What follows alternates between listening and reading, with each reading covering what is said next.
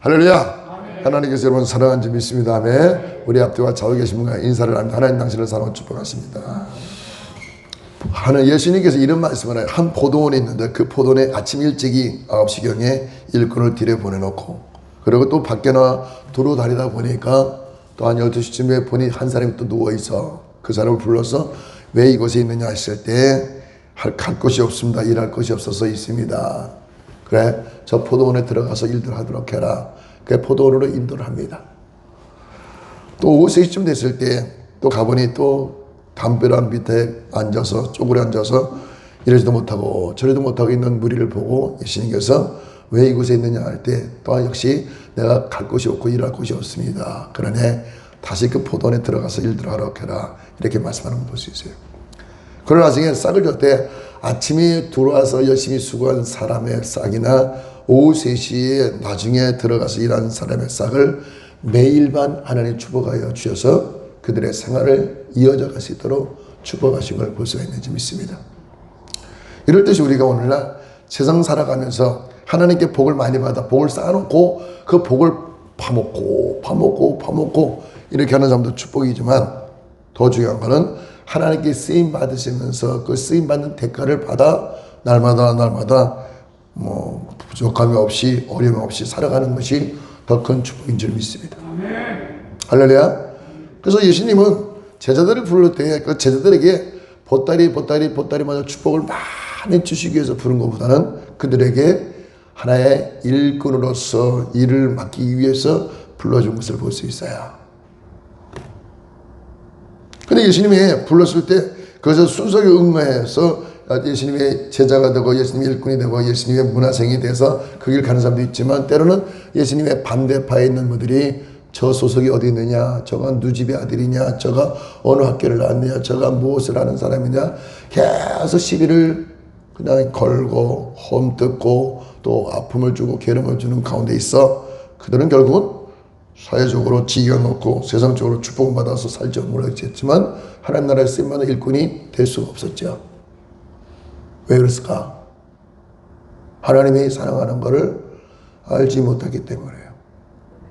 오늘 베드로는 본문의 말씀에 보니까 밤새도록 그물을 내서 고기를 잡아 건져 올린 것이 없어 빈 그물을 정리하면서 추스리면서 다음에 할 일을 준비하고 있었던 걸 볼 수 있죠. 그때 예수님께서는 많은 사람들이 몰려와 예수님의 천국 복음을 듣길 원하기에 예수님은 그 사람들의 은집하는 걸 이길 수가 없어서 빈배에 오르신 그 빈배에서 소위 선상 설교를 하게 되는 것을 볼 수 있죠. 근데 많고 많은 빈배 중에 베드로의 배에 올라가서 예수님은 말씀을 증거했고 베드로는 그 말씀 증거하는 예수님 발밑에서 엎드려 쪼그려 그물을 정리하는 가운데 눈빛을 마주치고 복음을 듣기보다는 그냥 귓가만 기울이면서 예수님이 말씀하시는 말씀을 듣기 시작했습니다. 그럴 때 예수님께서 말씀 다 마치고 난 뒤에 베드로에게 말하기를 깊은 곳에 그물을 내려서 깊은 데로 가서 그물을 내려 고기를 잡으라 이 말하며 베드로가 반응을 보이기 뭡니까? 내가 주의 말씀을 의지하여 깊은 곳에 그물을 내리리다. 그렇게 순종하는 모습을 볼 수 있습니다. 근데 상식적으로 볼 때 밤에 깊은 바다에 그물을 내리는 것도 고기 잡기 어려운데 더구나 낮에 깊은 곳에 그물을 내려 고기 잡으면 고기가 버젓하게 두 눈이 있기 때문에 그물을 피해 나가죠. 그런데 말씀에 의지하여 깊은 곳에 그물을 내리려다 깊은 곳에 그물을 내렸더니 전혀 어부의 상식을 벗어난 물고기를 많이 모아서 그물에 가득히 잠기지는 그런 기적이 일어났죠. 그럼 그물을 잡아 당기려니까 당길 수가 없을 정도로 많은 양의 물고기를 잡았을 때 베드로가 제일 먼저 토해낸 말이 뭡니까? 나는 죄인으로서이다. 나를 떠나소서. 이 말하는 거예요. 어떤 사람은 축복을 보고 내가 잘났어, 내가 능력 있어, 내가 힘이 있어서 이런 축복을 내가 만들었고 건지고 이거 세운가 이렇게 말할 수 있지만 베드로는 예수님이 하신 그 일을 보고는 내가 죄인으로서이다. 나의 상식이 완전히 깨졌습니다. 나의 고정관념이 깨져버렸습니다. 나의 지적 능력이 완전히 깨져버렸습니다. 내 아집이 깨졌습니다. 내가 살아온 70평생의 모든 연수가 손들어 채 깨져버렸습니다. 라고 말하는 것이 뭐예요? 나는 죄인으로서다. 어떤 사람은 축복 앞에 교만하게 이를 때 없지만 어떤 사람은 축복 앞에 지극히 겸손해서 이 축복보다는 하나님께 쓰임받기를 원하는 그 간청의 고백이 뭡니까? 나는 죄인으로서이다. 세례요한이 강야에서 외치는 자의 쓰임받았습니다. 예수님 다가왔습니다. 세례를 줬습니다. 어찌하여 내게 와서 세례를 받으려 하십니까? 그냥 세례 주어라. 다 하나님 일을 하기 위해서 그런 거 아니겠니? 예수님 말하며 세례요한이 예수님 머리에다가 이렇게 손을 놓고 물 세례를 줬을 때, 침례를 줬을 때 하늘에서 비둘기 같은 성령이 내려와 기뻐하는 하나님의 음성이 들리는데 이는 내 사랑하는 자, 내 기뻐하는 자니라 이렇게 말씀할 때 그때 축복의 온상이신 축복의 상징 예수님을 만나본 세례요한이 고백한 게 뭡니까? 나는 새해질 거고 저들은 흥해질 것이다. 그래요. 큰 축복의 상징된 예수님이 앞에 있을 때 세례요한의 지금까지 모든 사역한 것을 다 접어놓고 말하기를 저는 날마다 갈수록 흥해지지만 나는 점점 가면 갈수록 새해질 것이다. 뭐예요? 자기를 낮추는 고백이죠.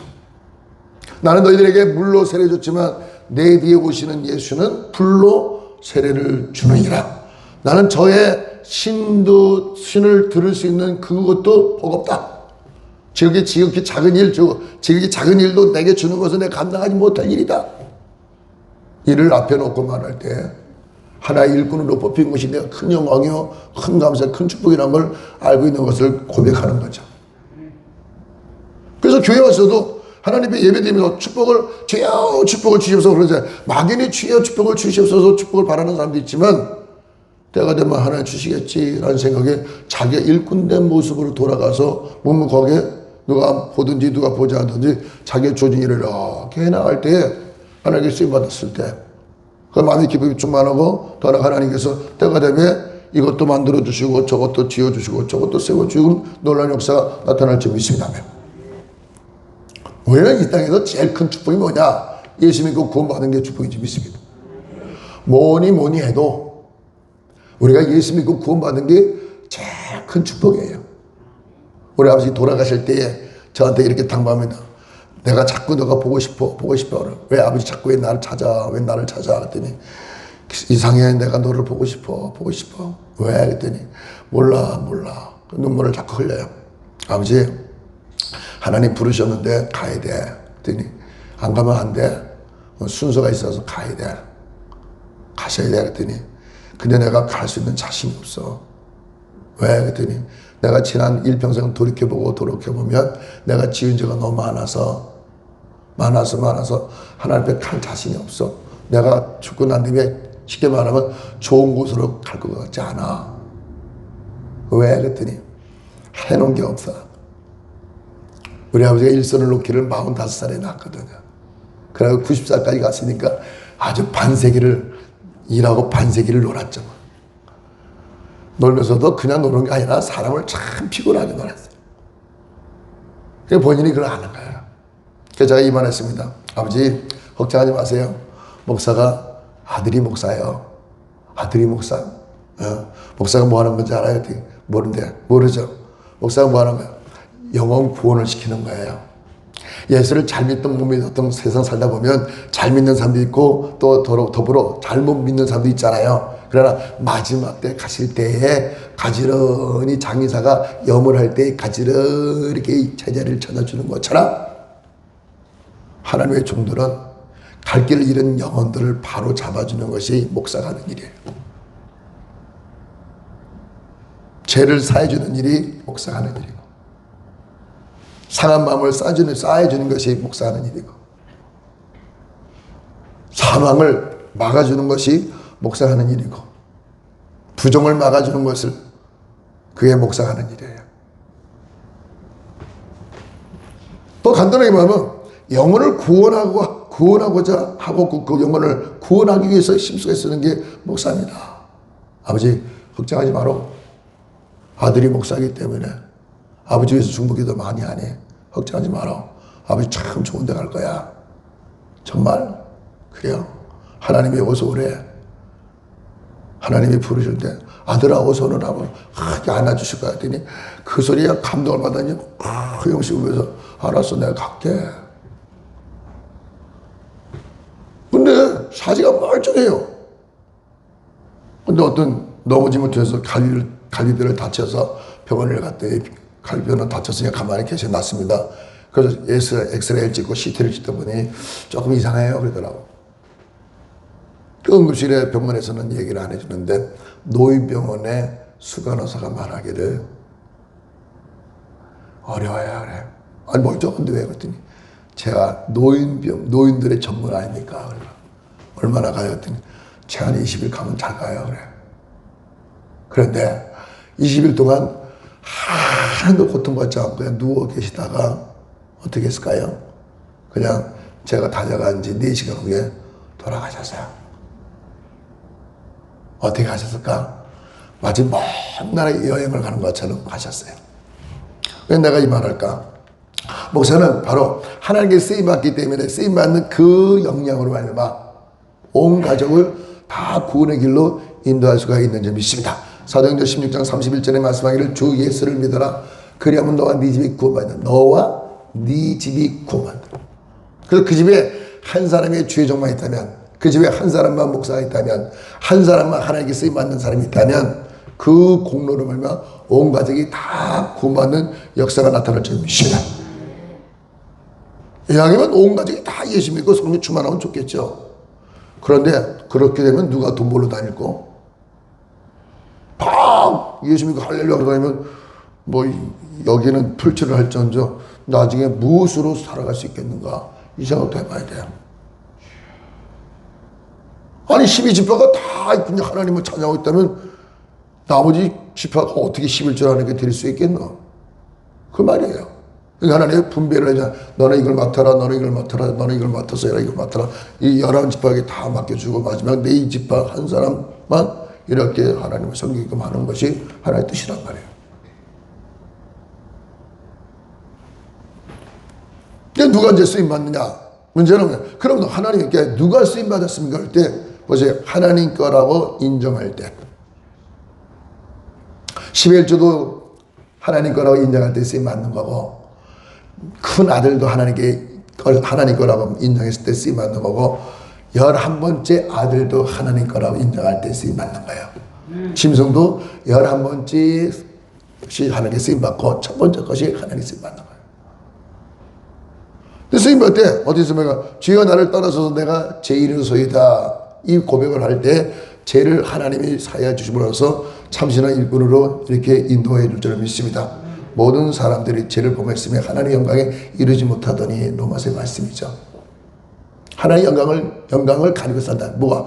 많은 사람들이 죄를 범했으며 그 죄 때문에 하나님의 영광을 드러내지 못하고 사는 것이 너무 많다는 말이에요. 그럼 어떻게 해야 되나? 한 사람이라도 예수 믿고 구원받고 하나님께 영광 돌리는 사람이 있다면 소돔과 고모라 땅을 하나님이 심판할 이유가 없죠. 그래서 우리나라가 사방팔방에 강대국의 위협성을 당하고 있을지라도 우리나라가 쉽게 무너지지 않는 이유 중에 하나는 뭘까요? 특별히 우리나라에 예수 믿는 사람이 많아요. 약 25%인데 그냥 믿는 사람이 아니라 유럽과 서구 지역에는 예수를 믿되 그냥 믿어요. 그냥 뭐 믿으세요 이러면 그냥 어떤 서면에 기독교 지리상의 기독교라고 쓸지언정 정말 교회 가서 열심히 예배드리고 기도하고 그런 무리는 없단 말이에요. 근데 우리나라는 어떻게 해요? 아주 강력하게 믿죠. 죽기 살기로 믿죠. 그렇게 믿으니까 하나님이 그렇게 믿는 예수 믿는 사람이 많기 때문에 하나님이 주변에 우겨쌈을 주는 강대국이 있을지라도 경제 한파가 군사적인 억압이 이런 것이 오더라도 하나님 버젓하게 이 나라를 이끌어 세워주는 건 뭘까요? 예수 믿는 사람이 있어서 가능한 일인지 믿습니다. 우리나라가 쓰임받는 거예요. 어떻게?